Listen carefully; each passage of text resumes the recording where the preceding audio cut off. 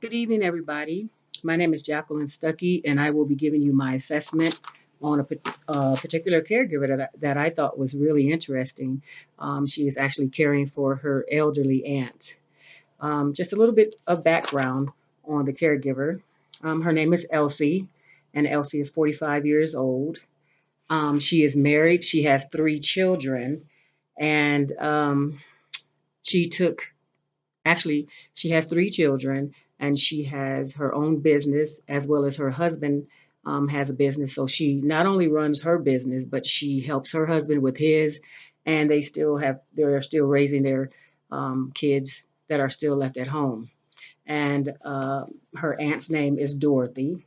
So um, the reason why she um, primarily took on the care of her elderly aunt was purely out of love. And secondly, because she stated that she was the only one who really got along with her aunt. So even though Elsie is not Dorothy's child, she felt a sort of um, family obligation to take care of her aunt because she was alone. And this leads us to understand the first critical caregiver domain as it pertains to Elsie. Now, I've studied the seven domains as it pertains to the caregivers, the seven domains and the constructs. And I found three that I thought fit Elsie particularly well. The first of the seven critical domains was the caregiver values and preferences. Elsie's strong cultural beliefs dictated the undertaking of caring for aging family members. And since Dorothy, as I said, didn't have anyone else, Elsie was willing to assume the responsibility for her aunt, and her aunt gladly accepted. In the beginning, Elsie did prefer that she care for her aunt. But after the toll that it has taken on her family, after 11 years for caring for her aunt, Elsie would have liked some help um, from other agencies if she could have gotten it. The second domain that I thought was really interesting for Elsie was the well-being of the caregiver. So while Elsie took solace in knowing that she was doing the right thing for her aunt, she has suffered from it greatly. In addition to all the stress she was previously under with her husband's business and her businesses together and raising their three children, the added stress of caring for her aunt on a 24-hour basis has proven to be too much. And at the age of 45 years old, Elsie suffered a heart attack due to all the stress, due to all the added stress. Elsie has felt pangs of guilt for feeling too burdened. She's felt anxiety when she had to leave her aunt alone, and depression because the burden proved to be too much for her. Elsie has even become angry at her aunt due to her increased unruly behavior and her failing health. Elsie's perceived quality of life was greatly diminished in caring for her aunt as well as her family. So the third domain that I thought really fit Elsie and her family well was the consequences of caregiving. And because of Dorothy's attachment to Elsie, the family faced some challenges. For example, social isolation. Dorothy's failing health and memory precluded Elsie and the family from leaving her alone, even when they really needed to go to the store. Um, if the family went on vacation and provided respite care for Dorothy, she would rebel, she would act out aggressively and violently towards the interim caregivers. And this behavior prevented Elsie and her family from taking breaks because they never knew how her aunt would behave. This only added more work strain on Elsie. Now, as I mentioned earlier, Dorothy never had children of her own, so it was difficult at times for her to get along with Elsie's children. As Elsie has stated, that her aunt just seems to want everything her way, and that's usually typical of elderly people. They just have to have things their way. So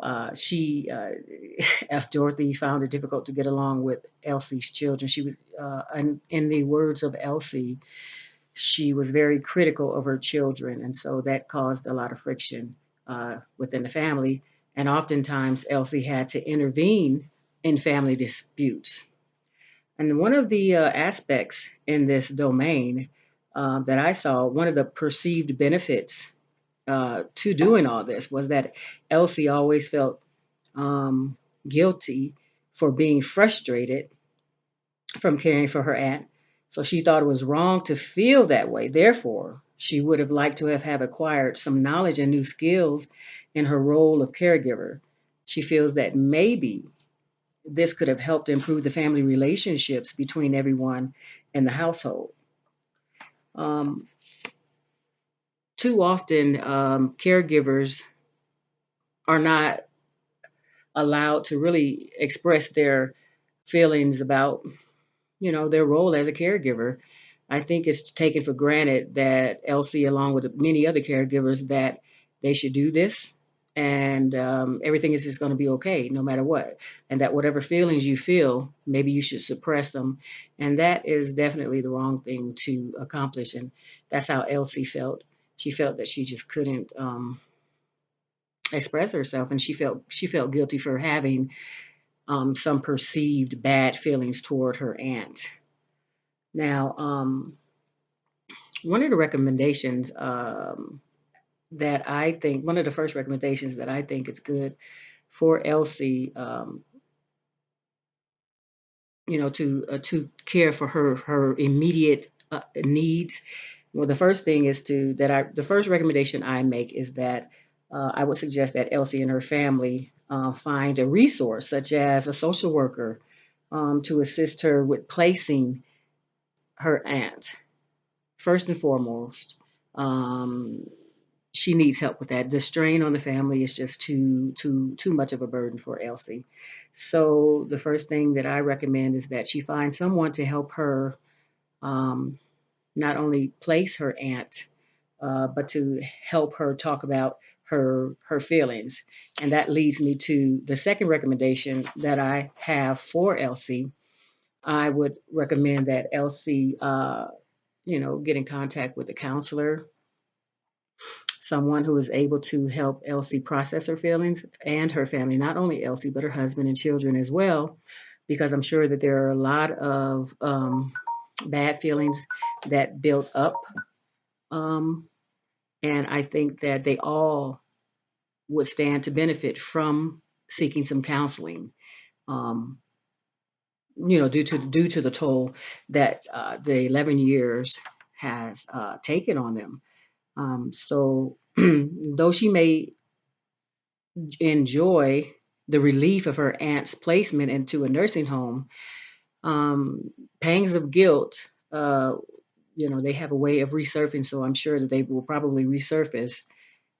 So I think that for her to continue in counseling on a weekly basis, that would actually be very beneficial for her because, even though it's best for her, her aunt is in a better place. I think that she would stand to make sure that she follows through with her counseling so that she can, whenever these feelings of guilt come up, they can help her. The counselor will help her process through them, so that to ensure that she doesn't break down and that she can continue on with her life.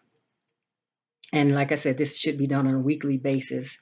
And not only that, but I think that if Elsie could get in touch with a support group. I mean, there are probably, many other people, caregivers in her position who feel that they don't have the support that they need or anybody to talk to about, their situations, particularly if they're caring for a family member.